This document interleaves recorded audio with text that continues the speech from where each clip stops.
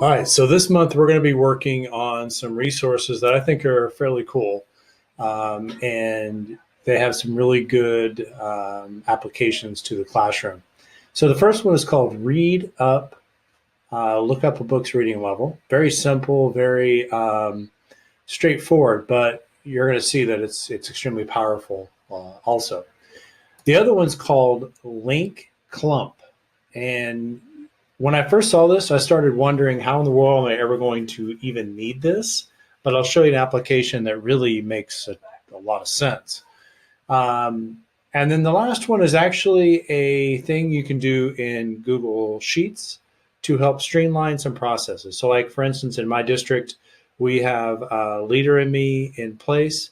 And one of the things that they have is a Lighthouse team. And throughout that last Lighthouse team, they will delegate jobs to individuals, and sometimes it's difficult to keep track of all those jobs.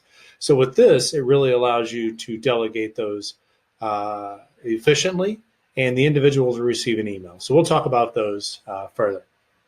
So the first one that I was going to talk about today is called Read Up. And you'll notice this extension looks like a little book, and the book is colored. If it is a website that this book will not work on, then it will not be lit up. But you'll notice I've identified a book called Island of the Blue Dolphin. It's a hardcover. And over here, there's a new box in Amazon. This box is my reading levels. So I have a Lexile level, a Fountas and Pinnell reading level. I have an ATOS and an AR points associated with it. Interest levels, word counts, fictions, all this great information.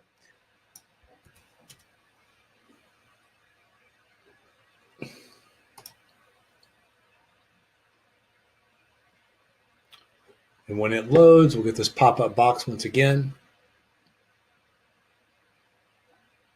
And it shows us that the reading level is a K.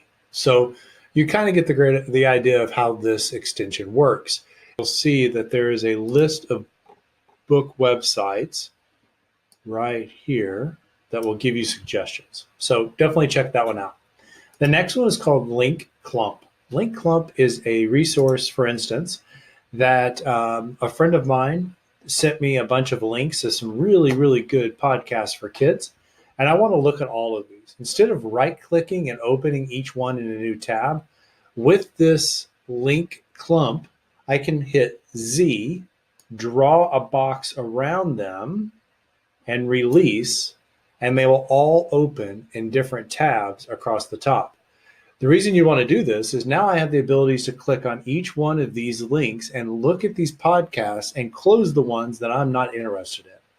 So that's really handy. You can do it with multiple things. You can do it with Google searches, you can do it with whatever. But for email applications, I think it's super, super fun. The last resource is actually how you can delegate information or delegate jobs in Google Sheets. So for instance, let's say this right here is a resource or an item that I want my colleagues to work on, my comment option. And within the comment option, if I say, please do this and add the @ symbol, then I can click on the person that I want to do the job, assign it to that person, and hit assign. So now this person has an assigned job, and when they're done with it, they click the check mark and it'll let me know that job has been completed. So you can do this for anything at all in a Google Sheet, anything in a Google Doc.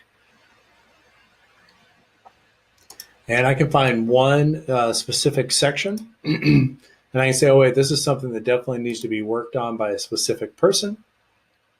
Highlight that section. And I can click on the comment button and I can say, do this at